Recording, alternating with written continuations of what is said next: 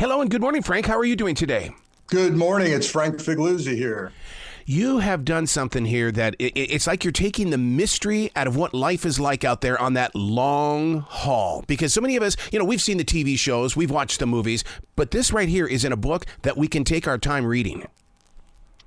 Well, thank you. It's something I felt compelled to write when I finally, after 25 years as an FBI agent, retired as assistant director, I finally learned more details about the FBI's Highway Serial Killings Initiative, mostly that it was still happening. Yes. And here's what prompted me to get on the road, put my investigator hat back on, and ride 2,000 miles in a big rig. Here's the numbers. 850 murders known by the FBI to have been committed against women, mostly sex-trafficked women, but not all, alongside our nation's highways. And the FBI is confident this is the work of multiple long-haul trucker serial killers. The numbers get worse. There's 200 of those 850 cases that are considered unsolved, active investigations, and the FBI is working 450 suspects right now. Wow. I'll tell you, I keep waiting for the list to come out of a lot of these because my father was a truck driver. I know that he's going to be on that list. I just have it in my heart that he was not nice guy out there. Oh no, Arrow! Oh my goodness! I have to tell you something. I have dedicated in part this book to the stalwart American trucker because I can't emphasize enough that I came away impressed with modern day truckers and trucking, and it's the impact on our community, on our economy. They're bringing food to our table. They're putting food on their own family's table. But there is a dark side to trucking. And I'm telling you, the numbers are not good in terms of medical and mental health. Yeah.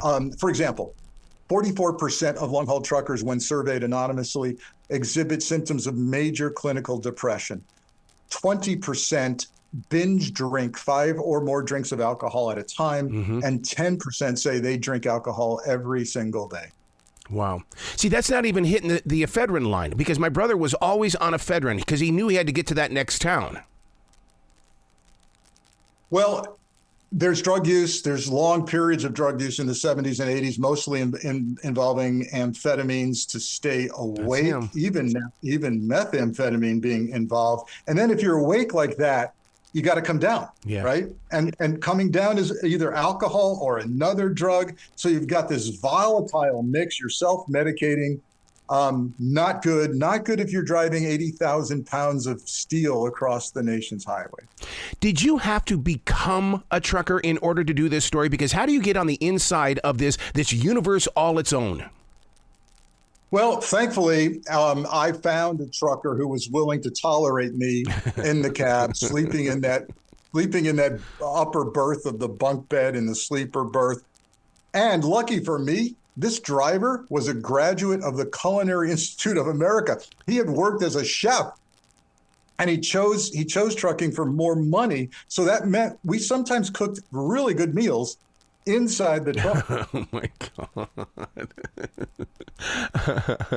I mean, the way that you bring your paragraphs to life, it's almost like you knew that we were going to be sitting with you one day. I mean, it took 25 years to get going, but the thing is, though, now it really belongs to us, and we get to take that walk with you. Well, thank you.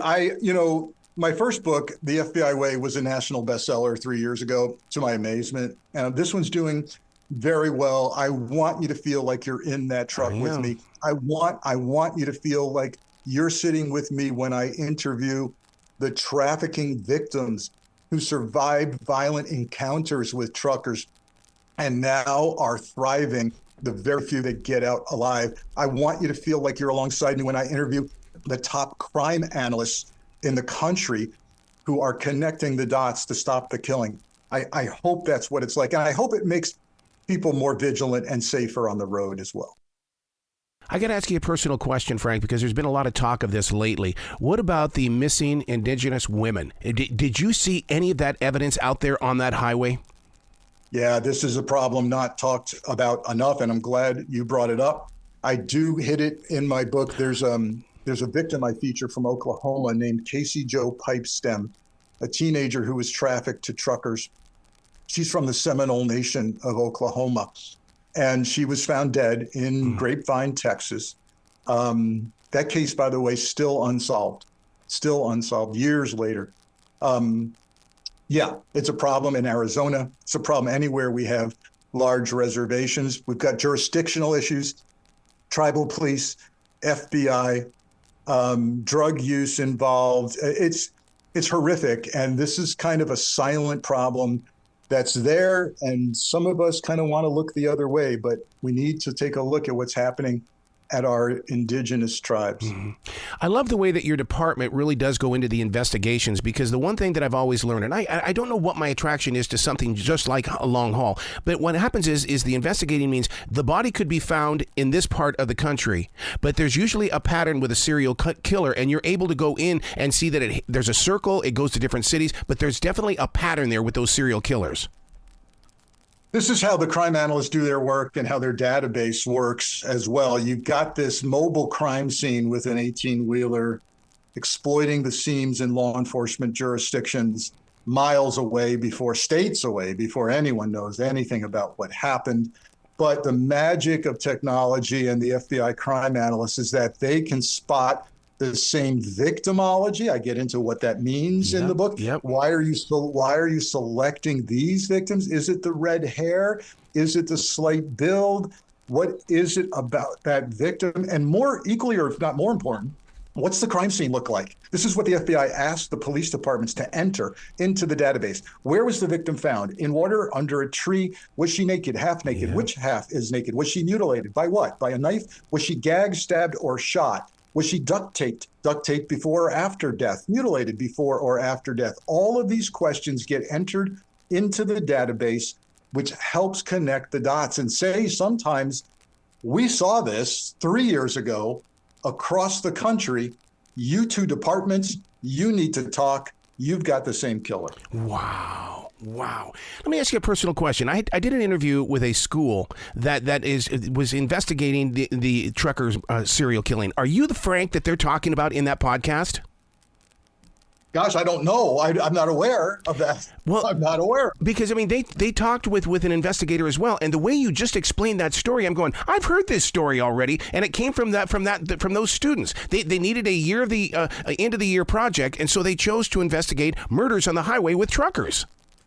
Well, I wasn't interviewed by them, but I will tell you this. I'm aware of that work, and I believe what you're talking about, although there are multiple criminal justice groups out there trying to solve some of these.